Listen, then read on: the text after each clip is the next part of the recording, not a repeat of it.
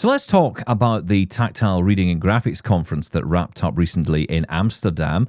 Matthew Horspool was there and he joins us here on Double Tap. Matthew, good to be back on the show. Fantastic to be back on the show. Thanks for having me. Now, look, I want to talk about the conference. I'm excited to talk about it. But before we do that, can I hit you with an audience question? Always happens when you come on Double Tap. Yeah, sure, why not? I will do my best with an audience question. You never know what you're going to get on Double Tap, do you? Honestly, you join for an interview, you think you know what we're going to talk about, and then I just blindside you with this. Sorry, I'll send you the check afterwards, don't worry. Yeah, okay. Well, here's the question from Karen, and I thought, who else would be better to answer this than you? Here's the question. Hello, Double Tappers. Hello, Shaun and Stephen. I thoroughly enjoy your show. I'm looking to see if I can get through Access to Work a Braille note taker. I feel I would need one of these at work, and I was looking about note takers, and the two that have struck out is the one that you looked at on the show, which was BT Speak, I think it was, and the other one that I come across was, I think you pronounce it Brilliant 20 or Brilliant 40. I'm trying to search what both do to compare them, and I don't know what I know what they do, but I don't know how I can compare them. I don't know if you could give me any advice, but I would be very grateful. And I just want to say, have a great rest of the week and keep up the good work, guys. Thanks, Karen. Appreciate the question. And I thought, now we've got Matthew on, from your perspective at the Braillists Foundation, who else better to ask than you on this very question? So, you know, it's a very particular question in a way, because we're talking here about work and being in the workplace. What do you recommend for Karen? Gosh, I mean, we could spend a whole show just talking about this, couldn't we? And indeed we have at the Braillists Foundation. We did a seminar about this a few years ago. Actually, we have a book on the Braillists website. If you go to braillists.org/Braille on display, that book actually might give you a really good sense of what products do what, and that might give you the comparison that you need. But just to address the products in particular that you talked about, I saw a BT Speak once. So just to talk about the BT Speak very briefly, it has a Braille input keyboard and it has speech output, but it does not have a Braille display. And the keyboard is quite a noisy keyboard. Now, to me, that's a feature. Like, I want a noisy keyboard. I like noisy keyboards. I feel like I can type faster with a noisy keyboard. I'm sure you can relate to this, Stephen. I love a keyboard. Yeah, it's great. But noisy keyboards are not great in recording studios, and they're also not great in the office. When you know, if it's an open plan office and everybody's kind of doing their own thing, and there's clack with your noisy keyboard. Also, of course, I say no Braille display, so it's speech output only, so you'd be doing it with headphones. And the reason why I would steer away from the BT Speak in a workplace context is actually because it's not currently sold in the UK. So in order to get a BT Speak, you would have to import it from the US. I didn't know that. Yeah, the BT Speak, they don't, well, unless it's changed in the last month or so, and it could well have done, but I don't think there's a UK distributor for the BT Speak. There is for the Orbit Speak. The Orbit Speak you can get from Aspire Consultancy and Computer Room Services, but not the BT Speak. So you have to import it from the US. Workplaces might not be too happy about doing that. And also, if anything was to go wrong with it, the workplace would be responsible for repairing it, and they may not want to repair a product that they have to send it back to the US to get it repaired. So in a workplace context, more so than in a personal context, I would always recommend getting a product that has a distributor where the workplace can get some assurance that it's going to be repaired, which leads us on to the Brilliant displays that you talked about.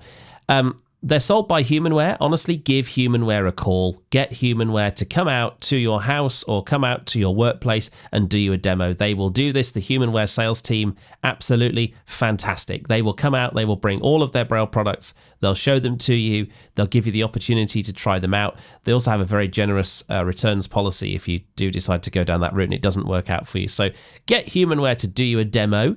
If it's specifically a note taker that you're looking for, depends what you want to do on a note taker. The Brilliant does have some very basic note-taking functions built in. You can write documents and things like that. You can only write text files. You can't write Word documents. You can't check your emails. You can't go on the internet. For something like that, Humanware do have the Braille Note Touch Plus. Just at the moment, though, I would actually recommend the Braille Sense 6. And again, contact Sight and Sound Technology, who are the distributors of the Braille Sense 6, and see if they will also come out and do a demo. I mean, Humanware will, so hopefully Sight and Sound will too. But I mean, look, I could go on and on at length about that, but hopefully that's given you some food for thought. Of the two that you mentioned, probably the Brailliant, but there are other options on the market, and you might just want to consider them. And with Sight Village just around the corner, I don't know if you can get yourself up to Birmingham on the 7th and 8th of July. If you can do that, pop up to Sight Village. That's another opportunity to see them all and get some real-world comparisons. Yeah, and of course there's the 40-cell version of the BI-20X as well. You can have the BI-40, the Mantis Q40, but it sounds like you're quite comfortable with Perkins input, Karen. So if you're comfortable with that style of input, that's great. The alternative, of course, with the Mantis, and I guess with the Orbit Q40 as well, I think that's also available through Aspire in the UK. That has the QWERTY keyboard as well as the Braille display, and that's a 40-cell display. So again, for the workplace, that might be better. It's very much horses for courses, but it's good to know the options that are out there, and I'm so glad you were able to help us answer that question for Karen. Thanks for that, Matthew. Let's talk about the Tactile Reading and Graphics Conference then. Now, this is not one I'm that into, certainly not been as aware of on my radar, but that's primarily because, like a lot of people I hear from on the show, still quite new to Braille, still learning about this new world that's opening up in front of me. And this conference is a big part of that. Yeah, and it's really interesting the name that it has, the Tactile Reading and Graphics Conference. Nowhere in that name does it talk about Braille. So I think that's a very deliberate choice. This was not a Braille conference. If we think about like the ICEB General Assembly, International Council on English Braille General Assembly that we had last year, that was first and foremost a Braille conference, and actually first and foremost a Braille standards conference. We did have some papers there, but it was really a standards conference and a business meeting. The Tactile Reading and Graphics Conference is much more liberal than that. So there were lots of presentations about Braille, of course. We talked about Braille music. We talked about the eBraille file standard, all sorts of things like that. But there was a lot more to it than that. There was a lot of talk about other forms of tactile reading. Is Braille still relevant? And of course we decided it was, but that theme was discussed. There was lots of tactile graphics stuff, lots of different innovative ways in which tactile graphics are being used. Things like signage, Braille, raised print, tactile graphics, maps, lots of talk about 3D printing, and can you do 3D printing and indeed UV printing, which is the next big thing, to do tactile graphics. Blind people independently drawing their own tactile graphics and the tools that are available to help us do that. So really, really broad theme over these 3 days. Yeah, I mean, look, for me, that subject brings around the thoughts of the Orbit Graffiti, and then more recently what APH was working on. I think they worked with Orbit as well on that project, but the DotPad as well, from Dot Inc. And now, of course, the big player at the moment, the one that I hear most about, is the Monarch from Humanware. So these are the kind of the devices that are bringing tactile images to blind people. Now, of course, not en masse, because there's a huge cost associated with these devices. Was that the theme? Was that the theme that technology was kind of driving the innovation here, or is it much more beyond that? I think there's lots of facets to it. So the graffiti, the APH product actually is the Monarch. So APH and Humanware are working together on the Monarch. They've got about a 50-50 split on that. So we hear more about it. They worked with Orbit as well, though, didn't they? They did originally. Originally they did, and then I think probably something went a bit wrong there, or the contract kind of came to an end or something. But yeah, they don't really work with Orbit quite so much anymore. They've put a lot of their effort into Humanware, first with the Mantis and the Chameleon, okay. and then with the Monarch. But yeah, I mean, they were all there. The Monarch was there, the DotPad was there. Just kind of going back slightly further, I was at Sight City a few weeks before that and saw the Monarch working with JAWS, which was really exciting. We saw an Excel spreadsheet. We saw 2 columns of an Excel spreadsheet shown on a Monarch display, and as you moved the spreadsheet to the right, the Monarch refreshed to show the next two columns. So, I mean, it was obviously, very early days, but yeah, this was all being talked about. We saw eBraille in the flesh, all of this. We saw the DotPad and what it was doing. If you connect a DotPad to an iPhone, you can view, when you're on the home screen, you can see all the home screen icons, actually a graphic, tactile graphic representation.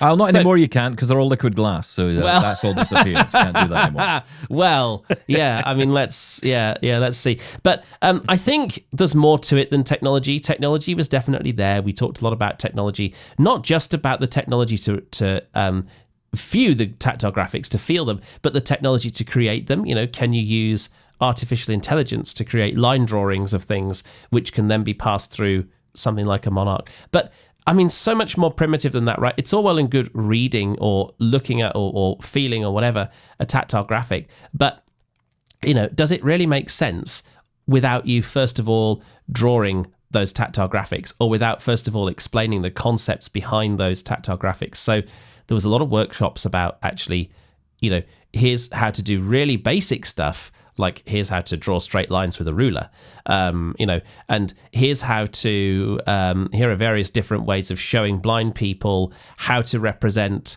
3D images in 2D, how to show perspective, how to show the foreground, how to show the background.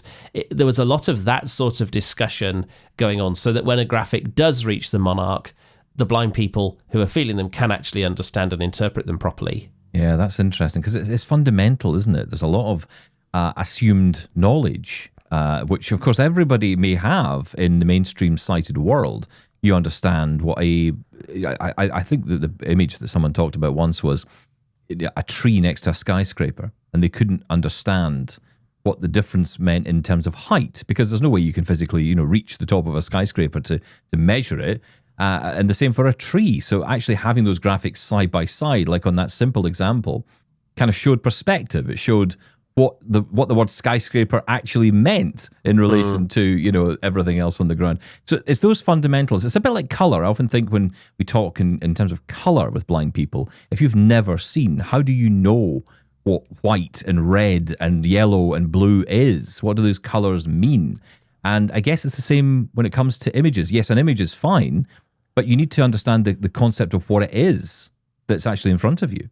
Yes, and ways in which we can show that. So if it's important to show that this is a red bit and this is a blue bit, okay, how? And different systems can do it in different ways. So if you talk about the Monarch and the DotPad, for example, their dots are all at the same height. Whereas with the graffiti, you can have dots at different heights. So you could use a slightly less pronounced dot to show the blue and a slightly more pronounced dot to show the red, whereas you can't do that on a Monarch or a DotPad at this point. And it's the same, with swell paper diagrams, what we would call Minolta or PIAF or Zychem or any of those sorts of technologies. You can shade it or you can not shade it. You can create graphics on Braille embossers. There were a few workshops that used that sort of technology. But, View Plus Tiger embossers can do variable dot heights. Index enabling embossers can't do variable dot heights. So, various different strategies to have to get across a lot of different concepts. And all of this costs a great deal of money, right? So I'm guessing we're talking primarily here for education and certain workplaces. We're not talking about for the average consumer yet, are we? Well, that depends on what you're trying to do. Certainly the technology side of it, yeah, if we're talking about Monarchs and things like that, we're talking about education and to a certain extent the workplace, if you can get it justified. But like I say, there was so much stuff that actually wasn't terribly expensive because it was fairly basic. There's a company over in America, I forget what it's called now, but they make a product called the Sensational Blackboard. You should Google Sensational Blackboard and you'll come up with it. And we saw one of those. And if you remember drawing on German film, it's a very similar concept to that, but you can use regular paper. So you put regular paper on this board and you draw with a biro pen and you get a tactile raised line that comes through on the regular paper. Which, I mean, obviously there's a cost for the Sensational Blackboard, but it's a lot less than a Monarch. I mean, it's probably less than £100, Yeah. And then you can use regular printer paper and you can you can do fun, creative things with that. If you wanted to draw someone, make a custom drawn Christmas card or something like that. I mean, it's not what I want to do, but you could do that. And there were people selling. There's a product called the Tactile, which is like a German film mat with studs around the outside, and you can attach rulers and graph grids and circle frames and angle measures into the studs, so you can you can draw very, very accurate tactile graphics that way. And again, I mean, it's expensive initially, but not expensive on an ongoing basis, and certainly a lot cheaper than a lot of the technology that's out there. I mean, I use the word education. I throw it around a lot because it feels like, in a way, it just groups together everybody I'm thinking about. But of course, what I'm thinking about is children and children learning. But the children don't just learn in the classroom; they learn at home. And if parents want to take part, as many will do, in educating a blind child, then you're not going to be able to at this point, unless you're very rich. You're going to be able to go out and buy a Monarch or a DotPad or whatever else, right? You're going to be looking for those cheaper and in some ways more tactile solutions, because that can allow the child to engage and you engage at the same time. Yeah, certainly probably at this stage more interactive solutions, I would say, if not necessarily more tactile. And also it's about using the technology that you've already got. I mean, we talked very briefly about embosser-produced graphics. Now, there might be funding available to get a Braille embosser because, there might be a charity that will fund a Braille embosser. There might be a case for a child to have an embosser at home so that homework can be embossed, all sorts of things like that. So actually, if we can show people how to get tactile graphics out of their Braille embosser, then we're using technology that's already available, and there might be a cost of a product like Tactile View or something like that, but at least you're not having to buy lots of brand new equipment to do a job that can be done with the equipment you've already got. So you've been at the conference for a couple of days. You were obviously listening into a lot of sessions, I imagine. I mean, what's your take on where we're at? I mean, we know where we're at with Braille to some degree. I mean, the adults in the room have been having the conversation for a long time that Braille is very much alive and well, and technology is a big part of that, right? Without a lot of the technology we have today, from the HumanWares and the Orbits and the Selvas and whoever else, we wouldn't probably have access to Braille. Braille would have died. I think that's fair to say.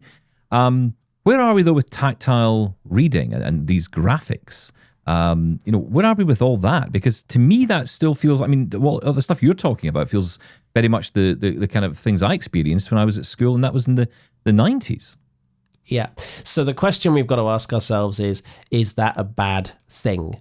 And I think what can sometimes happen is we can want technology to be the answer to everything. We don't need to do this with rulers and protractors and boards and pins anymore because technology can do it for us. And the reality is technology probably can do it for us. I could go to a Monarch now probably and say, give me a graph of, I don't know, y equals 5x plus 3, and it would give me that graph. But I didn't draw that graph. The technology drew that graph for me. So I've got no concept of how to draw that graph myself. So that was kind of one of the questions that was really being bandied about at the conference was, okay, the technology's still bedding in. Actually, we don't really know what the technology can do and what it can't do at the moment, and we're still learning, and the technology people are still learning. But alongside that, we're having to learn what concepts do we need to teach people in order to make the most of this technology? What concepts do we need to teach people so that they can still draw independently in a technology-driven world? And just all of that, really. And I think, it kind of is like what you had at school. It's kind of like what I had at school, but, advancing on, really basic stuff. So instead of having a ruler that you have to put your pen against the ruler to draw, I saw a ruler that had a hole down the middle, a slit down the middle of the ruler. So you could draw your pen down the middle of the ruler, and therefore it wouldn't slip left and it wouldn't slip right. And so even really basic innovations like that are making things easier for people. And there's going to be lots of children that would benefit from that, not just blind children. Yeah, right? And let's talk about 3D printing, right? We're talking about, can blind people do 3D printing? Can we 3D print tactile graphics? But actually now, increasingly, can we 3D print the tools to create tactile graphics? Could you 3D print a tactile ruler? Could you 3D print a tactile protractor? What if we can, and I think probably we're deciding that we probably can, where do we share those 3D printed resources so that everybody can print the same tactile ruler and the same tactile protractor without having to duplicate that effort. So I think that at the moment, aside from technology, I think that's really where the conversations are concentrating, is that initial concept development phase. And of course, the potential there for blind entrepreneurs to, jump on that and, make some money out of it and actually turn it into a business. There's indeed all kinds of potential there, right? I mean, that benefits everybody. Talk to me a little bit about the UV. What was it? UV printing. UV printing. Yeah. Yeah. To be honest, I don't know a great deal about it. We saw examples of UV printing at the conference. I think it's still in the very early stages of people experimenting with it, so we didn't really see much presented about UV printing. But my understanding is that it prints onto, like, you'd have a flat surface, like a flat piece of paper or a flat piece of plastic or cardboard or whatever it is, and why it's called UV print, I guess ultraviolet, there's some ultraviolet involved in it somewhere, but it prints filament, I guess, onto that surface. So what you end up with, I've seen examples of it, what you end up with is something that feels a little bit like a swell paper diagram, a Minolta diagram, a Piaf diagram. Yeah, something like that. Sighted people like it because it's very colourful. It will swell up even if it's not black. So you can make really colourful diagrams with it. The examples that I've got, because you can print it onto stronger surfaces, like you can print it onto cardboard, they've survived better than some of the Minolta diagrams that I've had over the years. Yeah. So it's a lot more durable. It's also a lot more expensive. And so I don't think we've got any UV printing at all in the UK at the moment. I think Vision Australia have got a UV printer. Dutch Visio, I think, have got a UV printer. We're sort of starting to see it in big organisations with lots of money and lots of expertise. It's certainly not a mainstream technology at the moment. And is there any of this technology that could print Braille itself? Yeah, we're starting to see that as well. Because sure, it's just printing filament, right? So you can 3D print Braille. There was actually a workshop about how to 3D print Braille. I didn't go to it because I think the outcome of that workshop was you can do it if you can see, but if you can't see, the technology isn't quite accessible enough to be able to do it. So, but yeah, we're starting to see 3D printed signs, UV printed signs. On the conference badge that we had, it was UV printed, and it had really nice, proud UV printed Braille dots. Is it DBSV or DVSB? I forget which way around it goes. In Germany, they've actually made a UV printed Braille slate, like a Braille frame, slate and stylus. So you have to have a stylus. They can't UV print or 3D print the stylus yet, but they have managed to UV print the slate, and it's got an alphabet card on the same thing. So the top half of it is a slate, and the bottom half of it is an alphabet card, and it costs about 90 cents to produce it. So. Wow. Yeah, there's work going on in that space for sure. It does feel like a lot of the technology that's coming out is actually enabling us to get to the same place we've been in for many, many years. It's just via a different method of delivery, which is kind of interesting to learn about. I want to ask you one more question about the Monarch and the DotPad and the graffiti, if that's even still a thing. I don't know where we're at with that now, but I'm intrigued to know your take on this, because my feeling, and this is purely from the outsider looking in, because I'm not a customer for a product like the Monarch or the DotPad or any of these at the moment, I don't think. But I am intrigued because the price is obviously the challenge. I see the price and I think there's no way. Just can't afford that. That is going to be a huge barrier going forward. But we're kind of at that niche within a niche within a niche space when it comes to these devices. Do you imagine these devices can come down in price? Do you think we'll get to a stage where, the price of per dot or per cell on a Braille display can actually be reduced enough to make this viable? It's a really interesting question. I don't think we're going to see in any time soon. I don't think we're going to see the headline numbers come down by any significant extent. I don't think we're yet at a point where we're going to see a multi-line Braille display of the same caliber as the Monarch or the DotPad.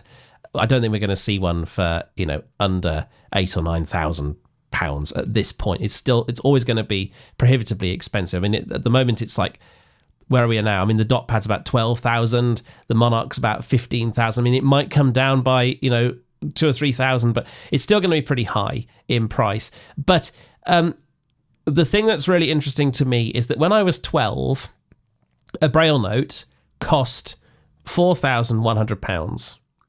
I'm now 30. I'm over 30. I'm 33. And a Braille note costs £4,300. So if we talk about real terms prices, the price just hasn't changed. I mean, it's gone up by £200. But if we thought about inflation, by now, if the price hadn't come down, a Braille note would be costing like 7,000, 8,000, something like that. So I think probably even if the headline price doesn't come down very much, I don't think we'll see it go up very much either. And so I think we will reach a point where it feels more affordable because the price is not going up at the rate of inflation. And I think that's probably where we'll see it become more affordable. I also think different markets see affordability in very different ways. Without wanting to dwell too much on it, I saw the Activator Pro at Site City. Yes, lovely device, right? The Activator Pro costs, I don't even want to say, about probably £9,000 or £10,000 or something like that. Yeah, it was 12,000 US, something like that. I remember, yeah. And that really brought it home to me because I thought, well, hang on, I can get an 80-cell Braille display for 10 grand, or I can get a DotPad for 12 grand. I mean, I'm sort of making up the numbers a little bit, but that really brought it home to me that actually in the UK, we wouldn't be able to afford Activator Pros. But in Europe, clearly they are able to afford Activator Pros, otherwise they wouldn't be making them. And we don't know actually what the market's doing really outside our own countries. So are the DotPads going to sell really well in Europe, for example, where the funding allows for this slightly higher priced technology?